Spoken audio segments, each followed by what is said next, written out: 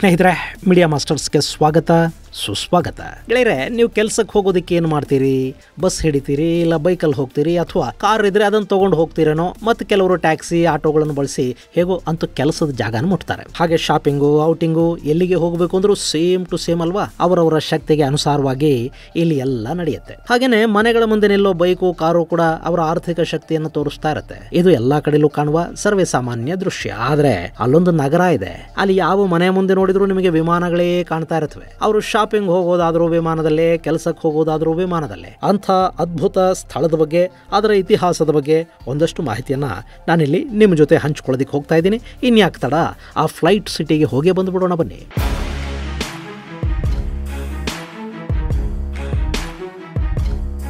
ಗೆಳೆಯರೆ, ವಿಮಾನದಲ್ಲಿ ಓಡಾಡಬೇಕು, ಜೀವನದಲ್ಲಿ ಒಮ್ಮೆ ಆದರೂ ವಿಮಾನ ಹತ್ತಬೇಕು ಅನ್ನೋದು ಸಾಕಷ್ಟು ಜನರ ಕನಸು. ಈ ರೀತಿ ಕನಸನ್ನೇ ಆಧಾರವಾಗಿಟ್ಕೊಂಡು ತಮಿಳಲ್ಲಿ ಸಮುದ್ರ ಖನಿ ನಟನೆಯಲ್ಲಿ ವಿಮಾನಂ ಅನ್ನೋ ಒಂದು ಸಿನಿಮಾನೇ ಬಂತು. ನಮ್ಮ ಸರ್ಕಾರ ಕೂಡ ಉಡಾನ್ ಅನ್ನೋ ಯೋಜನೆಯನ್ನು ತಂದು ಸಾಮಾನ್ಯರು ವಿಮಾನದಲ್ಲಿ ಹಾರಾಡೋ ಹಾಗೆ ಮಾಡ್ತೀವಿ ಅಂತ ಹೇಳ್ತು. ಆದರೂ ನಮ್ಮಲ್ಲಿ ವಿಮಾನಯಾನ ಅನ್ನೋದು ಇನ್ನೂ ಸಾಮಾನ್ಯನ ಕೈಗೆ ಎಟುಕಿಲ್ಲ. ಅಫ್ಕೋರ್ಸ್ ನಮ್ಮಲ್ಲಿ ಕೆಲ ಚಿತ್ರನಟರು, ರಾಜಕಾರಣಿಗಳು, ಉದ್ಯಮಿಗಳು ಅವರದ್ದೇ ಆದ ಸ್ವಂತ ಜೆಟ್ಗಳನ್ನು ಇಟ್ಟುಕೊಂಡಿರಬಹುದು. ಆದರೆ ಶ್ರೀಸಾಮಾನ್ಯನ ವಾಹನವಾಗುವ ಯೋಗ್ಯತೆಯನ್ನ ನಮ್ಮಲ್ಲಿ ವಿಮಾನಗಳಿನ್ನೂ ಪಡ್ಕೊಂಡಿಲ್ಲ. ವಿಮಾನಗಳೇ ಯೋಗ್ಯತೆಯನ್ನು ಪಡ್ಕೊಂಡಿಲ್ಲ ಅಂತ ಯಾಕೆ ಹೇಳ್ತಾ ಇದ್ದೀನಿ ಅಂದ್ರೆ, ವಿಮಾನದ ಪ್ರಯಾಣ ಮಾತ್ರ ದುಬಾರಿ ಅಂತಲ್ಲ, ವಿಮಾನ ನಿಲ್ದಾಣಗಳನ್ನ ತಲುಪೋದು ಕೂಡ ನಮ್ಮಲ್ಲಿ ದುಬಾರಿನೇ. ಈ ಉದಾಹರಣೆಗೆ, ನಾನು ಎಲೆಕ್ಟ್ರಾನಿಕ್ ಸಿಟಿಯಿಂದ ಚೆನ್ನೈಗೆ ಹೋಗಬೇಕು ಅಂತ ಇಟ್ಕೊಳ್ಳಿ. ಅಲ್ಲಿಂದ ಏರ್ಪೋರ್ಟ್ಗೆ ಬಂದು ಅಲ್ಲಿ ಚೆಕ್ ಇನ್ ಮುಗಿಸಿ ವಿಮಾನಕ್ಕಾಗಿ ಕಾದು ಅದನ್ನ ಹತ್ತಿ ಚೆನ್ನೈಗೆ ಹೋಗಿ ಇಳಿಯೋ ಸಮಯಕ್ಕೆ ರೋಡಲ್ಲಿ ಹೋದ್ರೂ ಕೂಡ ಚೆನ್ನೈನ ಮುಟ್ಬಿಡಬಹುದು. ಕಡಿಮೆ ಖರ್ಚು ಮತ್ತು ಕಡಿಮೆ ಸಮಯದಲ್ಲಿ ಅಲ್ವಾ? ಇನ್ನು ದೆಹಲಿಗೆ ಹೋಗಬೇಕು ಅಂದ್ರೂ ಕೂಡ ನೀವು ಏರ್ಪೋರ್ಟ್ ಅನ್ನು ತಲುಪೋದಕ್ಕೆ ಖರ್ಚು ಮಾಡೋ ದುಡ್ಡಲ್ಲಿ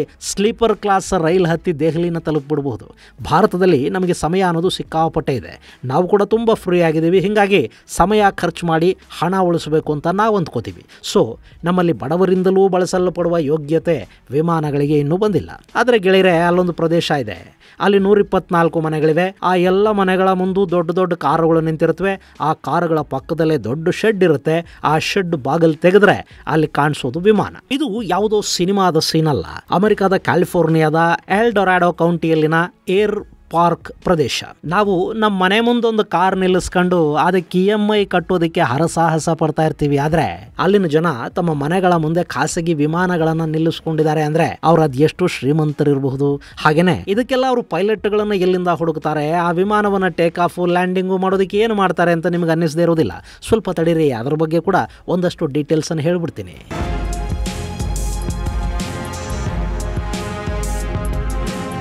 ಕ್ಯಾಲಿಫೋರ್ನಿಯಾದ ಈ ಏರ್ ಪಾರ್ಕ್ ಪ್ರದೇಶ ಇದೆಯಲ್ಲ, ಇದನ್ನ 1963ರಲ್ಲಿ ನಿರ್ಮಾಣ ಮಾಡಲಾಯಿತು. ಅದರಲ್ಲಿ 2ನೇ ಮಹಾಯುದ್ಧದ ನಂತರ ಈ ರೀತಿಯ ನಗರಗಳ ನಿರ್ಮಾಣ ಅಮೆರಿಕದಲ್ಲಿ ಹೆಚ್ಚಾಗ್ತಾ ಹೋಯಿತು. ಅದರ ಹಿಂದೆ 2 ಕಾರಣಗಳಿದ್ವು. ಒಂದು, 2ನೇ ಮಹಾಯುದ್ಧದ ಸಮಯದಲ್ಲಿ ನಿರ್ಮಿಸಲಾದ ಏರ್ ಸ್ಟ್ರಿಪ್ಗಳು ವೇಸ್ಟ್ ಆಗ್ತಾ ಇದ್ವು. ಅವುಗಳನ್ನ ಯುಟಿಲೈಸ್ ಮಾಡ್ಕೊಳ್ಳೋದು ಹೇಗೆ ಅಂತ ಯೋಚಿಸ್ತಾ ಇರುವಾಗ ಅಲ್ಲಿ ವಸತಿ ಪ್ರದೇಶಗಳನ್ನ ನಿರ್ಮಾಣ ಮಾಡೋ ಐಡಿಯಾ ತಲೆಗೆ ಬಂತಂತೆ. ಮತ್ತೊಂದು ಕಾರಣ ಅಂದ್ರೆ, ಮುಂದೆ ಯಾವಾಗಲಾದ್ರೂ 2ನೇ ಮಹಾಯುದ್ಧದ ತರದ್ದೇ ಯುದ್ಧ ನಡೆದ್ರೆ ಆಗ ಈ ರೆಸಿಡೆನ್ಷಿಯಲ್ ಏರ್ ಸ್ಟ್ರಿಪ್ಗಳನ್ನ ಸೇನೆ ಬಳಸ್ಕೊಳ್ಳೋದಕ್ಕೆ ಸಾಧ್ಯ ಆಗುತ್ತೆ. ಹೀಗಾಗಿ ಜನನಿಬಿಡ ಪ್ರದೇಶದ ಒಳಗಿನ ರನ್ವೇ ಆಗಿರೋದ್ರಿಂದ ಇದರ ಮೇಲೆ ಶತ್ರುಗಳ ದಾಳಿ ನಡೆಯೋದಿಲ್ಲ. ಹೀಗಾಗಿ ಯುದ್ಧದ ಕಾಲದಲ್ಲಿ ಇವು ಆಪತ್ಕಾಲೀನ ರನ್ವೇಗಳ ತರ ಕೂಡ ಬಳಕೆ ಆಗಬಹುದು ಅನ್ನೋ ಯೋಚನೆಯನ್ನು ಕೂಡ ಮಾಡಿ ಇಂಥ ನಗರಗಳನ್ನ ನಿರ್ಮಾಣ ಮಾಡೋದಕ್ಕೆ ಜಾಗತಿಕ ಶಕ್ತಿಗಳು ಮುಂದಾಗತ್ವೆ. ಅದರಲ್ಲಿ ಒಂದು ಈ ಕ್ಯಾಲಿಫೋರ್ನಿಯಾದ ಏರ್ ಪಾರ್ಕ್ ರೆಸಿಡೆನ್ಷಿಯಲ್ ಏರಿಯಾ.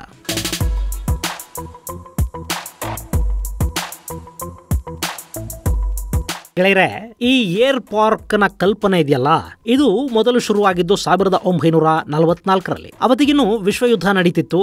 ಆಗ ಈ ರೀತಿಯ ಒಂದು ಯೋಚನೆ ಅಮೆರಿಕಾಗೆ ಬರುತ್ತೆ. ಅವರು ಕ್ಯಾಲಿಫೋರ್ನಿಯಾದ ಫ್ರೆಸ್ನೋದಲ್ಲಿ ಸಿಯರಾ ಸ್ಕೈ ಪಾರ್ಕ್ ಅನ್ನ ನಿರ್ಮಾಣ ಮಾಡ್ತಾರೆ. ನಿಮ್ಮ ವಿಮಾನಗಳೊಂದಿಗೆ ಜೀವಿಸಿರಿ ಅನ್ನೋ ಟ್ಯಾಗ್ ಲೈನ್ ಅನ್ನು ಕೊಟ್ಟು 1946ರಲ್ಲಿ ಮೊಟ್ಟ ಮೊದಲ ಏರ್ ಪಾರ್ಕ್ ಅನ್ನ ಅಮೆರಿಕ ನಿರ್ಮಾಣ ಮಾಡುತ್ತೆ. ಆ ಬಳಿಕ ಅಮೆರಿಕ ತನ್ನ ದೇಶದಾದ್ಯಂತ ಇಂಥ ಏರ್ ಪಾರ್ಕ್ ಗಳ ನಿರ್ಮಾಣವನ್ನ ಹೆಚ್ಚು ಮಾಡ್ತಾ ಹೋಯಿತು. ಹೀಗಾಗಿ ಇವತ್ತು ಅಮೆರಿಕ ಒಂದರಲ್ಲೇ ಸರಿಸುಮಾರು 426 ಏರ್ ಪಾರ್ಕ್ಗಳಿವೆ. ಅದರಲ್ಲಿ ಫ್ಲೋರಿಡಾ ಒಂದರಲ್ಲಿ 52 ಏರ್ ಪಾರ್ಕ್ಗಳಿವೆ. ವಾಷಿಂಗ್ಟನ್ ನಲ್ಲಿ 50, ಕ್ಯಾಲಿಫೋರ್ನಿಯಾದಲ್ಲಿ 28 ಹಾಗೂ ಒರೆಗಾದಲ್ಲಿ 23 ಏರ್ ಪಾರ್ಕ್ಗಳಿವೆ.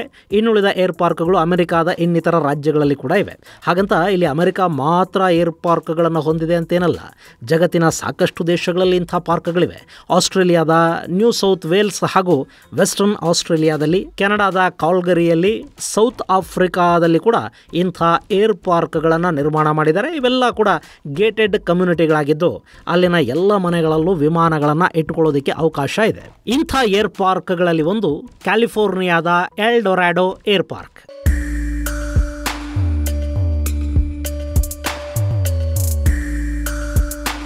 ಇದು 50 ಅಡಿ ಅಗಲ ಹಾಗೂ 4051 ಅಡಿಗಳಷ್ಟು ಉದ್ದದ ರನ್ವೇನ ಹೊಂದಿದೆ. ಹೀಗಾಗಿ ಇಲ್ಲಿ ಜೆಟ್ ಫ್ಲೈಟ್ಗಳು ಈಸಿಯಾಗಿ ಇಳಿಯೋದಕ್ಕೆ ಹಾಗೂ ಟೇಕ್ ಆಫ್ ಆಗೋದಕ್ಕೆ ಸಾಧ್ಯ ಆಗುತ್ತೆ. ಇನ್ನು ಈ ವಸತಿ ಪ್ರದೇಶ ಒಟ್ಟು 61 ಎಕರೆಯಷ್ಟಿದೆ. ಇಲ್ಲಿ ನಿಮಗೆ ಮನೆ ತಗೋಬೇಕು ಅನ್ನೋ ಆಸೆ ಇದ್ರೆ ನಿಮ್ಮ ಬಳಿ ಕೇವಲ ದುಡ್ಡು ಮಾತ್ರ ಇದ್ರೆ ಸಾಕಾಗೋದಿಲ್ಲ, ಬದಲಾಗಿ ನಿಮ್ಮ ಹತ್ರ ಪೈಲಟ್ ಲೈಸೆನ್ಸ್ ಕೂಡ ಇರಬೇಕಾಗತ್ತೆ. ಹಾಗಿದ್ದಾಗ ಮಾತ್ರ, ಇಲ್ಲ ಅಂದ್ರೆ ಇಲ್ಲ. ಇನ್ನು ಇಲ್ಲಿ ಕೇವಲ ರನ್ವೇ ಮಾತ್ರ ದೊಡ್ಡದಾಗಿಲ್ಲ, ಬದಲಾಗಿ ಟ್ಯಾಕ್ಸಿ ವೇ ಕೂಡ 100 ಅಡಿಗಳಷ್ಟು ಅಗಲ ಇದೆ. ಹೀಗಾಗಿ ಏರ್ ಸ್ಟ್ರಿಪ್ಪಲ್ಲಿ ಫ್ಲೈಟನ್ನು ಲ್ಯಾಂಡ್ ಮಾಡಿ ಅಲ್ಲಿಂದ ಸೀದಾ ಆ ಫ್ಲೈಟನ್ನು ತಮ್ಮ ತಮ್ಮ ಮನೆಗಳ ಅಂಗಳಕ್ಕೆ ತೆಗೆದುಕೊಂಡು ಹೋಗೋದಕ್ಕೆ ಇಲ್ಲಿ ವ್ಯವಸ್ಥೆ ಕೂಡ ಇದೆ. ಹಾಗೆಯೇ ಇಲ್ಲಿ ಯಾವುದೇ ಏರ್ ಟ್ರಾಫಿಕ್ ಕಂಟ್ರೋಲರ್ ಕೂಡ ಇರೋದಿಲ್ಲ, ಯಾಕೆಂದರೆ ಇಲ್ಲಿರೋರೆಲ್ಲ ಎಕ್ಸ್ಪರ್ಟ್ ಪೈಲಟ್ಗಳೇ ಆಗಿದ್ದಾರೆ. ಸೊ ಅವರೇ ರನ್ವೇನ ಗಮನಿಸಿ ಅತ್ಯಂತ ಎಚ್ಚರಿಕೆಯಿಂದ ವಿಮಾನವನ್ನು ಇಳಿಸೋದು, ಟೇಕ್ ಆಫ್ ಮಾಡೋದು ಮಾಡ್ತಾರೆ. ಇನ್ನು ಟ್ಯಾಕ್ಸಿ ವೇಯಿಂದ ರನ್ವೇಗೆ ಬರುವ ಹಾದಿಯಲ್ಲಿ ಒಂದು ಗೇಟ್ ಇದೆ, ಅದು ರಿಮೋಟ್ ಕಂಟ್ರೋಲ್ ಅನ್ನು ಹೊಂದಿದೆ.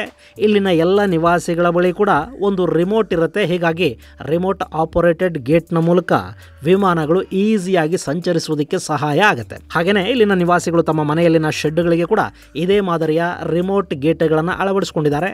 ಆ ವಿಮಾನಗಳು ನೇರವಾಗಿ ಶೆಡ್ ಅನ್ನು ತಲುಪುತ್ತವೆ. ಇನ್ನು ಇದನ್ನು ಮೊದಲಿಗೆ ಮಾಜಿ ಪೈಲಟ್ಗಳಿಗಾಗಿ ನಿರ್ಮಿಸಲಾದ ನಗರ ಅಂತ ಹೇಳಲಾಗುತ್ತೆ. ಎರಡನೇ ಮಹಾಯುದ್ಧದ ನಂತರ ಯಾವಾಗ ಬೇಕಿದ್ರೂ ಯುದ್ಧ ಸಂಭವಿಸಬಹುದು ಅನ್ನೋ ಭಯ ಇದ್ದ ಕಾರಣಕ್ಕೆ ಈ ಮಾಜಿ ಪೈಲಟ್ಗಳನ್ನು ಒಂದು ಕಡೆ ಇಟ್ಟು ಅವರಿಗೆಲ್ಲ ವಿಮಾನಗಳನ್ನು ತೆಗೆದುಕೊಳ್ಳೋದಕ್ಕೆ ಸಹಾಯ ಕೂಡ ಮಾಡಲಾಯ್ತಂತೆ. ಆ ಬಳಿಕ ಯುದ್ಧಗಳಿಲ್ಲದೆ ಇದ್ದ ಕಾರಣದಿಂದ ಇದು ರೆಸಿಡೆನ್ಷಿಯಲ್ ಪ್ರದೇಶವಾಗಿ ಬದಲಾಯಿತು ಅಂತ ಹೇಳ್ತಾರೆ. ಇನ್ನು ಇಲ್ಲಿರೋ ಕುಟುಂಬಗಳು ಕೂಡ ಈ ವಿಮಾನಗಳಿಗೆ ಎಷ್ಟು ಅಡಿಕ್ಟ್ ಆಗಿದ್ದಾರೆ ಅಂದ್ರೆ, ಕೆಲವರು ವಿಮಾನದಲ್ಲೇ ಕೆಲಸಕ್ಕೆ ಹೋಗಿ ಬರ್ತಾರೆ, ಮತ್ತೆ ಕೆಲವರು ಶಾಪಿಂಗ್ ಮಾಡೋದಕ್ಕೆ ಹತ್ತಿರದ ನಗರಗಳಿಗೆ ಹೋಗಬೇಕು ಅಂದ್ರೂ ವಿಮಾನವನ್ನು ತಗೊಂಡು ಹೋಗ್ತಾರೆ. ಹಾಗೆಯೇ ಟೂರಿಸ್ಟ್ ಡೆಸ್ಟಿನೇಷನ್ಗಳನ್ನು ನೋಡಬೇಕು ಅಂದರೂ ಕೂಡ ಸಾಕಷ್ಟು ಜನ ತಮ್ಮ ತಮ್ಮ ಪ್ರೈವೇಟ್ ಜೆಟ್ಗಳನ್ನು ಬಳಸ್ತಾರೆ. ವಿಮಾನ ಅನ್ನೋದು ಇಲ್ಲಿನ ಜನರ ಬದುಕಿನ ಒಂದು ಭಾಗವಾಗಿ ಬದಲಾಗಿದೆ. ಇನ್ನು ಇಲ್ಲಿರೋ ವಿಮಾನಗಳಿಗೆ ಇಂಧನ, ಅದಕ್ಕೆ ಬೇಕಾದ ಗ್ಯಾರೇಜ್ ವ್ಯವಸ್ಥೆಯನ್ನು ಕೂಡ ಅಲ್ಲಿನ ಜನನೇ ಮಾಡಿಕೊಂಡಿದ್ದಾರೆ. ಹಾಗೆಯೇ ಕೆಲವು ಮನೆಗಳ ಮುಂದೆ ವಿಮಾನಗಳ ಅವಶೇಷಗಳಿಂದ ನಿರ್ಮಾಣ ಮಾಡಿದ ಕಲಾಕೃತಿಗಳು ಕೂಡ ಅಲ್ಲಿ ಗಮನ ಸೆಳೆಯುತ್ತವೆ.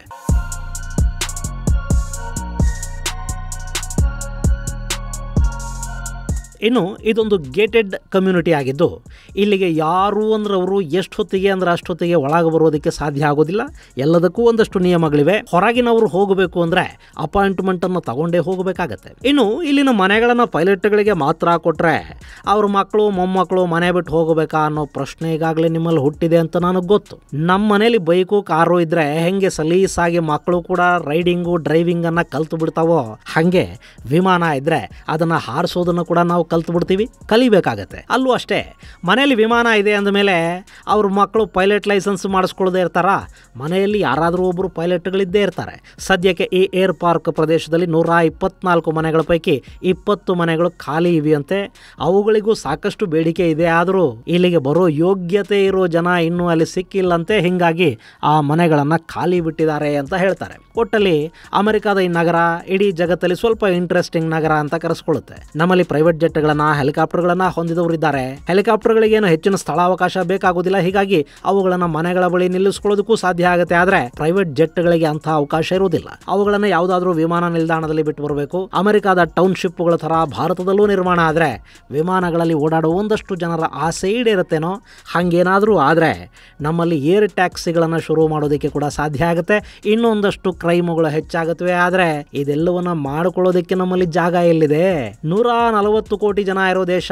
ಇನ್ನು 50 ವರ್ಷಕ್ಕೆ ಜನಸಂಖ್ಯೆ 170, 180 ಕೋಟಿ ಆದ್ರೆ ಆಗ ಅಕ್ಕಿ ಬೆಳ್ಕೊಳ್ಳೋದಕ್ಕೆ ಕೂಡ ನಮಗೆ ಜಾಗ ಇರುತ್ತೋ ಇರೋದಿಲ್ವೋ? ಇನ್ನು ಖಾಸಗಿ ಏರ್ಪೋರ್ಟ್ಗಳನ್ನು ಎಲ್ಲಿಂದ ಮಾಡ್ಕೊಳ್ಳೋದಕ್ಕೆ ಸಾಧ್ಯ ಆಗುತ್ತೆ ಹೇಳಿ? ಇನ್ನು ಅಮೆರಿಕ, ಕೆನಡಾ, ಆಸ್ಟ್ರೇಲಿಯಾ, ದಕ್ಷಿಣ ಆಫ್ರಿಕಾದಂತಹ ದೇಶಗಳಲ್ಲಿ 2ನೇ ವಿಶ್ವಯುದ್ಧದ ಸಮಯದಲ್ಲಿ ಯುದ್ಧಕ್ಕಾಗಿ ಏರ್ ಸ್ಟ್ರಿಪ್ಗಳನ್ನು ಮಾಡಿದ್ರು. ಅದನ್ನ ವೇಸ್ಟ್ ಮಾಡೋದು ಬೇಡ ಅಂತ ಅಲ್ಲಿನ ಶ್ರೀಮಂತರು ಹಾಗೂ ಖರೀದಿ ಮಾಡೋ ಶಕ್ತಿ ಇರೋರಿಗೆ ಅವುಗಳನ್ನು ಕೊಡೋ ಮೂಲಕ 2ನೇ ವಿಶ್ವಯುದ್ಧದ ನೆನಪನ್ನ ಉಳಿಸಿಕೊಳ್ಳುವ ಪ್ರಯತ್ನವನ್ನು ಅವರು ಮಾಡಿದ್ದಾರೆ. ಅಲ್ಲಿನ ಜನ ಅದನ್ನ ಉಳಿಸ್ಕೊಂಡು ಇದ್ದಾರೆ, ಬಳಸ್ಕೊಳ್ತಲೂ ಇದ್ದಾರೆ. ಇದು ಗೆಳೆಯರೆ ಅಮೆರಿಕಾದ ಕ್ಯಾಲಿಫೋರ್ನಿಯಾದ ಪ್ರೈವೇಟ್ ಗೇಟೆಡ್ ಏರ್ ಪಾರ್ಕ್ ಕುರಿತಾದ ಒಂದಷ್ಟು ಮಾಹಿತಿ.